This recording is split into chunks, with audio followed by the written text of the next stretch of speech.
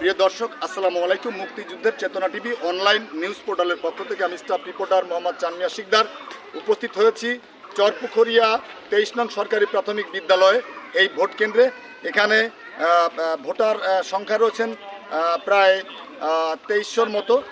Voter সংখ্যা 2300-র মতো রয়েছেন। এর মধ্যে আপনার সকাল 10টা পর্যন্ত আমাদের কাছে যে আপডেট রয়েছে, সকাল 10টা পর্যন্ত এখানে ভোট পড়েছে 55টি। সেটা যদি আমরা পার্সেন্টেজ ধরে থাকি তাহলে আমরা 2.93% এই কেন্দ্রে ভোট পড়েছে। প্রিয় দর্শক, বেলা বাড়ার সাথে সাথে অল্প অল্প কিছু ভোটারের আগমন ঘটলেও যেভাবে আশা করা গিয়েছিল যে কেন্দ্রটিতে স্বতঃস্ফূর্তভাবে ভোটার উপস্থিত থাকবে, কিন্তু সেটি কিন্তু আমরা গণমাধ্যম কর্মীরা লক্ষ্য করতে পারছি না। পাশাপাশি আরেকটি কথা জানিয়ে রাখি, ভোটার উপস্থিতি কম থাকলেও এই কেন্দ্রেও 23 নং সরকারি প্রাথমিক বিদ্যালয় চরপুখরিয়া গোপালগঞ্জ এই কেন্দ্রটিতে আইন শৃঙ্খলা রক্ষাকারী বাহিনী কিন্তু তারা সতর্ক দৃষ্টি স্থাপন করেছেন।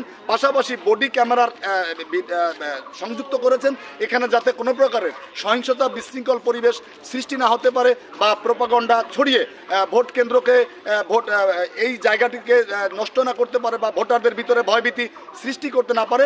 সেই জন্য গোপালগঞ্জ জেলা প্রশাসন, ডিসি মহোদয়, জেলা রিটার্নিং কর্মকর্তা এবং এসপি মহোদয়, ওসি মহোদয় সুদিক নির্দেশনের মধ্যে ভোটের যে সার্বিক পরিস্থিতিকে সুন্দর রাখা, সুন্দর পরিবেশের বেষ্টনীর ভিতর দিয়ে প্রত্যেকটি ভোট কেন্দ্রকে একটি করিডোরে, আইনের করিডোরে রাখা, এই বিষয়টি কিন্তু আমরা আজকে এখানে এসে লক্ষ্য করতে পেরেছি। আপনারা দেখতে পাচ্ছেন আমার পিছনে আইন শৃঙ্খলা রক্ষাকারী বাহিনী কিন্তু তারা তাদের যে দায়িত্ব, সেই দায়িত্বের জায়গা থেকে আইনের যে সতর্কতা অবলম্বন করা এবং ভোটারদেরকে ভোট কেন্দ্রে উপস্থাপন করা এবং নির্ভয়ে ভোট কেন্দ্রে এসে যেন তারা ভোট দিতে পারে, সেই বিষয়টি কিন্তু বারবার এখানে আমরা লক্ষ্য করেছি। এবং এ পর্যন্ত সকাল থেকে আমরা যে কটি ভোট সেন্টারে আমরা গিয়েছি, পুখরিয়া ভোট কেন্দ্রে গিয়েছি, আরও একটি ভোট কেন্দ্র ছিল সেখানে, পাশের একটা ভোট কেন্দ্র রয়েছে যেটা 70 এবং 71 সুলতান শাহী কানিয়া মাধ্যমিক বিদ্যালয়, সেখানেও কিন্তু আমরা গিয়েছি।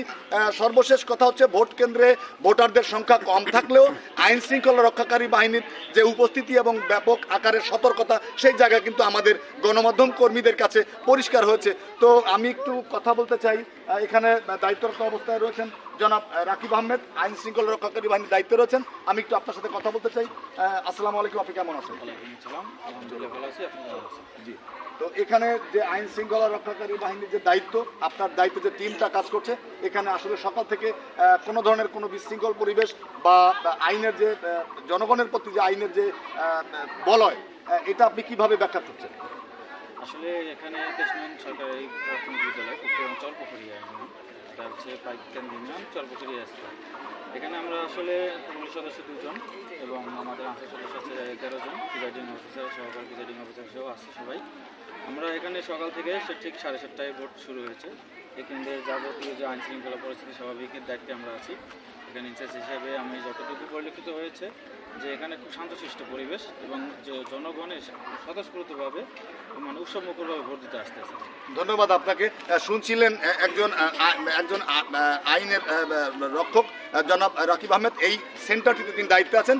আইনের যে নিয়মনীতিমালার ভিতরে থেকে কিন্তু সকলে আসছেন, ভোট দিচ্ছেন, যদিও বা ভোটার সংখ্যা কম, তারপরে তিনি বলছেন যে এখানে আইন শৃঙ্খলা রক্ষাকারী বাহিনী, তার টিম, তার দায়িত্বে থাকা টিম এই কেন্দ্রটিকে একেবারে একটা নিরাপত্তা বলয়, নিরাপত্তা যেটা আমরা এক কথা বলে থাকি, নিরাপত্তার চাদরে ঢেকে দিয়েছেন। তো দর্শক, এই ছিল 23 নং সরকারি প্রাথমিক বিদ্যালয় চরপুখরিয়া থেকে মুক্তিযুদ্ধের চেতনা টিভি অনলাইন নিউজ পোর্টালের পক্ষ থেকে সর্বশেষ খবর।